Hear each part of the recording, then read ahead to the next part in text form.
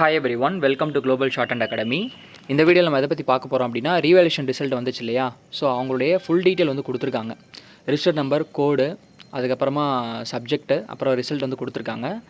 Short hand English shorthand சீனியர்லாம் apply பண்ணால் result வராதுன்னு சொல்லிட்டு நிறைய பேர் சொல்லிட்டு இருப்பாங்க. அப்படிலாம் கிடையாது. இந்த பிடிஎஃப் நீங்கள் வந்து பார்த்தீங்கன்னா ஒரு 15-20 பேர் இங்கிலீஷ் ஷார்ட் ஹேண்ட் சீனியர் மட்டுமே வந்து என்ன பண்ணியிருக்காங்க, கிளியர் பண்ணியிருக்காங்க.